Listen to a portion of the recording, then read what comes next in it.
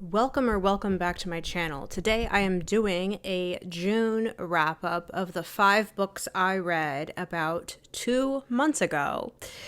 I read some doozies in June and I went through a reading slump, so I will say if you do not like negative videos, then you should keep scrolling. No, in all honesty, I think criticism is important, but most of these books I should just DNF. So, without further ado, let's get into the video. The first book I finished in the month of June was called 3 Sisters by Kristi DeMeester. This is sort of like a horror kind of novel. It follows 3 different women throughout different time periods. So one is a woman in the 1700s who is accused of being a witch, and she and her daughter escape the village and they go and live in this remote area where there's this mysterious tree that somehow sustains life for them, but they have to do a blood sacrifice, cut their palms and put it to the tree. And a couple other people who leave the village end up joining them, and they kind of live in this sort of like group of outsiders, right? And then the second story takes place in the 1950s with a depressed housewife who ends up in a lesbian affair with a shop girl while she is working part-time as her secretary. And she is very dissatisfied in the confines of heterosexual domesticity. And then the third story takes place in the mid-2000s, circa 2007, follows a teenage girl whose father is like a mega pastor, and she lives this very rigid, conservative life that her father and mother impose upon her. And every year there is this famous ball, like a purity ball, where her mother has not wanted her to attend this ball for various reasons, right? Someone on Goodreads described this book as being like it was written by an angsty high schooler that had discovered witchcraft, evangelical cults, and feminism 101. And that's basically how this book read. It was very much not well written. It was very over the top. It felt very juvenile. Everyone was a cardboard cutout, one-dimensional. All of the men were one-dimensional villains. All of the women were somehow victims. It was just ridiculous. It was gross at times for the sake of being gross, like gross for shock value's sake, with people's tongues falling out and their teeth falling out, and this tree that sustains life. It is featured in all of the stories, right? Because this tree never dies, and all of these women are related, and you will find out how they are related in various ways. The rebellious daughter, Camilla is her name.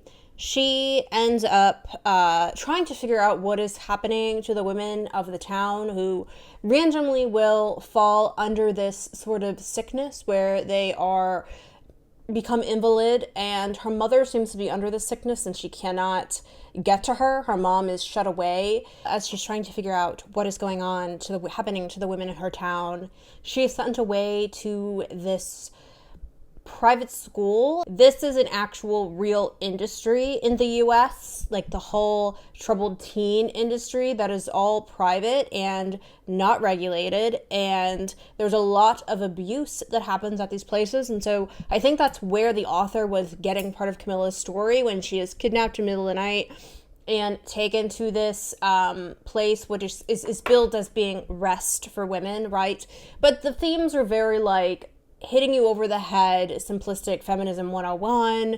Women get punished for stepping out of gender conformity norms, and religion is toxic, and women can bypass this by being witches and having power. And the ending scene was like, what the fuck? Like, what?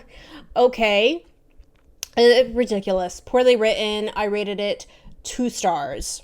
The next book I finished in June was called Sea Poison by Caren Beilin. This was, I mentioned this in my mid-year freakout tag, this was probably the biggest disappointment of the year so far. It took me forever to get my hands on this book, and I'm glad I did not purchase it. I wanted to read this because it takes place in Philadelphia, which is where I live, and there's not too many books that actually take place in Philly. And it follows a woman who is in her 40s named Kumin. The character's name is very close, actually, to the author's, kind of like a play on her name.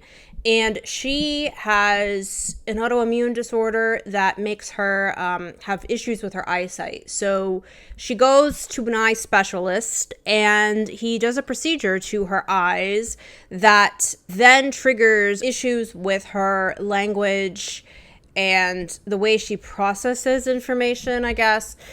And I think the book is sort of the writing style was sort of trying to mirror that, but it was very avant-garde and not in a way I particularly enjoy. I mean, in general, I'm not really a fan of like avant-garde experimental writing where you don't really know who is speaking and the sense of time and place. We kind of jump around from one place to another.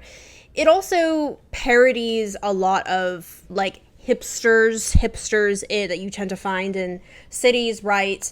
So everything in this woman's life essentially goes wrong, and she and her boyfriend break up because he falls in love with their landlord that lives below them. And then so she goes and lives in a closet, literally in a closet, with this woman who was like a former experimental artist. I'm like blanking out on the term. And she literally lives in this woman's closet, and this woman is polyamorous, so she has all these different lovers coming and going, and Kumin falls in love with one of her main lovers, and where she's staying, there is a giant leopard, big stuffed leopard that this woman used to take with her when she would perform, and she would vomit all over the leopard as part of her act, and now this stuffed leopard smells like vomit. Like it was that kind of stuff like that, right? That was just like so over the top and ridiculous, and you're like, am I supposed to enjoy this? Because I'm really not. Like, where are we going with this? And then it delves further into medical malpractice, but not so much about eyes. It deals with gynecological sexual assault. So trigger warning on that. There was a lot of stuff about Larry Nassar and also gynecologists, I guess real, I didn't look them up, who raped, SA'd their patients. There's like a shifting of POV where the main character goes to this reading, and the reading is like lifted from a book called The Sea and Poison, and then we're in that man's mind, but through his story, which is semi-autobiographical, and it took me so long to get through this. I should have DNF'd it. I should have. It is like 170 pages. No, on Goodreads it says it's 144. Cool cover. Didn't like it. Not my thing. 2 stars, unfortunately. The next book I finished in the month of June was called Reservoir Bitches by Dahlia de la Cerda, translated from Spanish by Heather Cleary and Julia Sanches. This was originally published in Mexico, and it follows, it is a collection of short stories that follows 13 different Mexican women who are all loosely interconnected, and the violence that they either live or that is simmering there in the background of their lives. We follow cartel daughters, trans sex workers, politicians who fake their indigenous roots, a house of seamstresses who are all unmarried older women, etc., etc. And I rated this book 3 stars. I think it was also a little bit disappointing. I was kind of expecting to really love this in the way that I loved Sylvia Aguilar-Zeleny's Trash, which also deals with women in Mexico and the violence that exists in their lives, particularly women who exist on the margins of society, trans sex workers, homeless women, etc. And for some reason, this book just did not really hit me in the way that Trash did. I found that the voices of the women kind of started to blend together. A lot of them kind of sounded very much same. I don't know. Some of the stories just didn't really stand out to me. I did like a couple of the stories. So the first story actually in the collection is called Parsley and Coca-Cola, and it is about a woman that simply has an at-home abortion from a one-night stand. And I liked the frankness of the story, the sort of detachedness of it. But I don't know if the rest of the collection really lived up to that hype. There was a story called The Beast, which is a vampire revenge story. Most of these stories are set in like the present world, but there was like one that did have a magical realism element to it. There was a story called Sequins, which is about the murder of a trans woman that was unfortunately quite graphic and gut-punching. And then there was a story called La Huerza, which is about the murder of the main character's, the narrator's friend, and it goes into femicide in Mexico.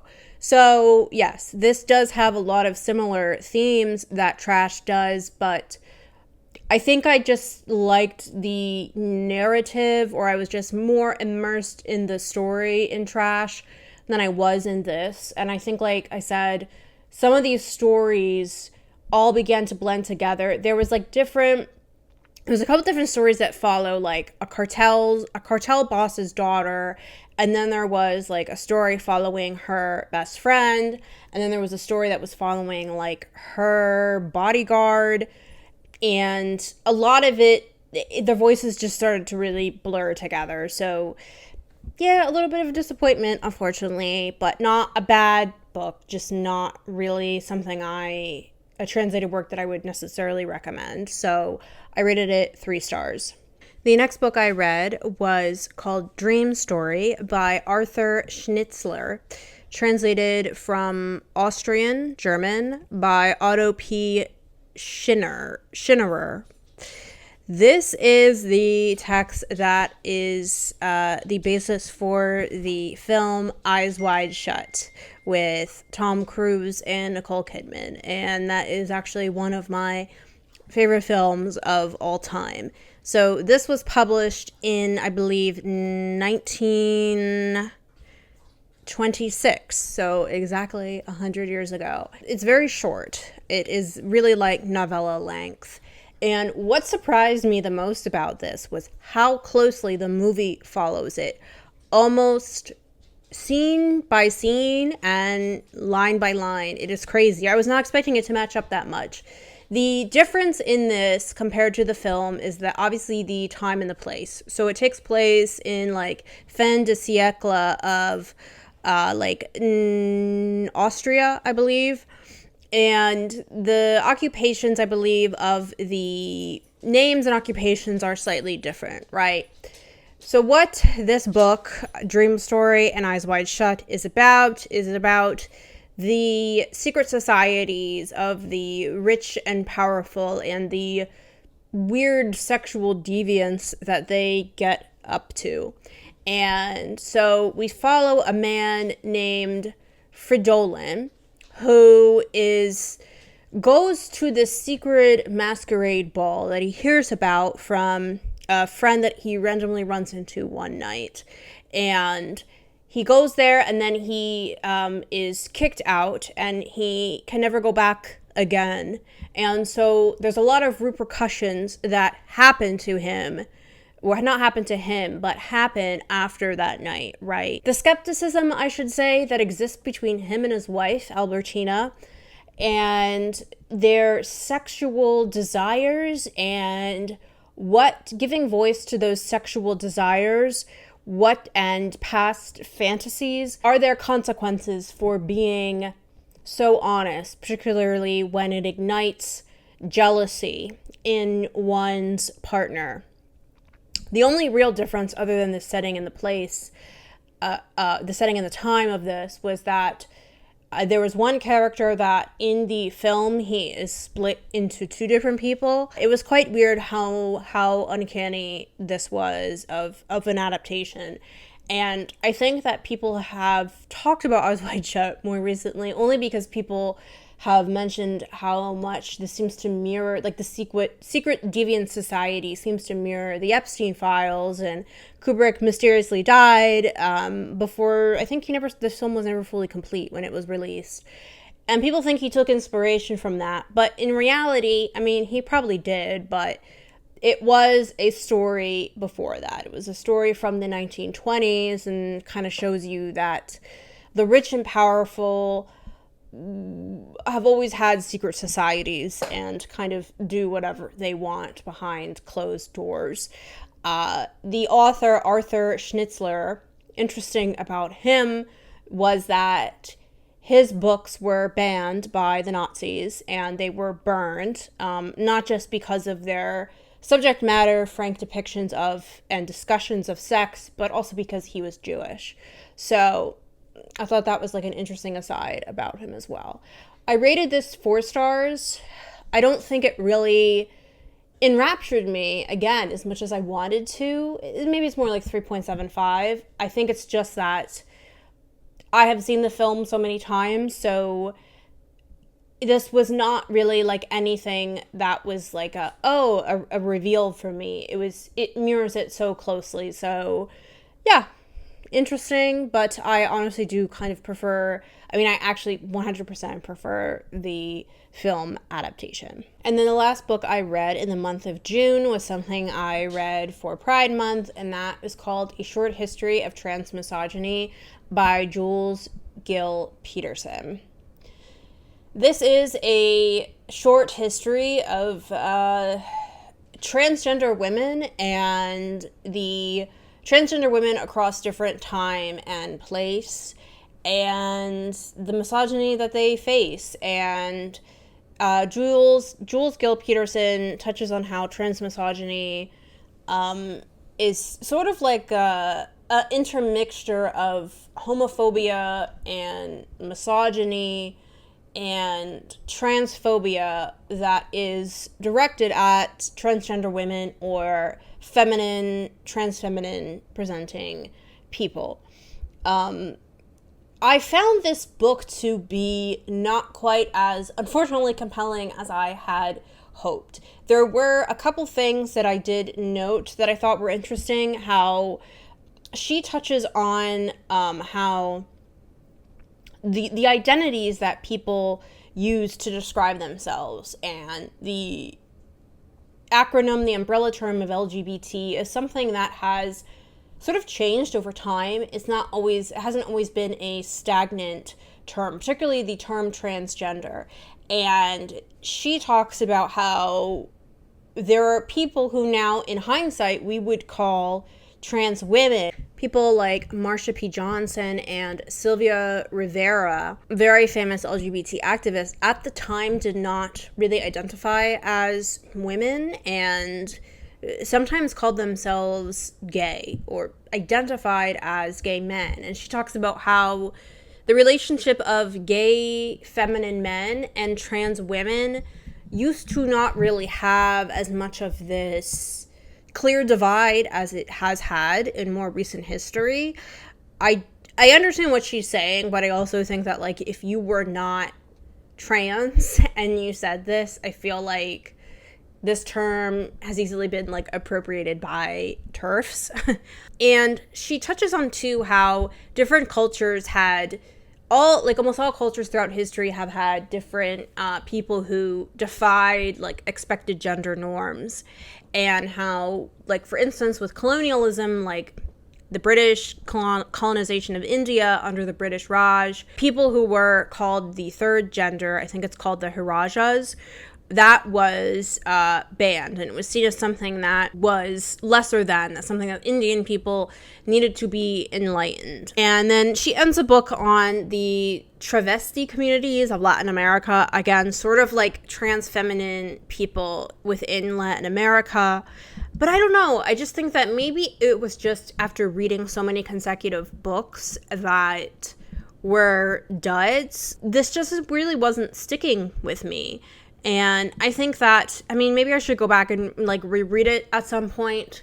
It's quite short. It was published by Verso Books. I just am not quite sure. I don't know if this book really hit, though, on like the central thesis of like, why are trans women so hated? Like, what exactly is it about transmisogyny and the overwhelming violence that trans women face? And I don't know if like that, it's a lot of like the history, right? But I don't know if we really got like the central thesis as to why this occurs.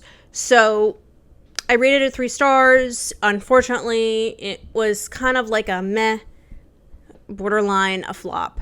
But yeah, that's it. Those are all of the 5 books I read in June.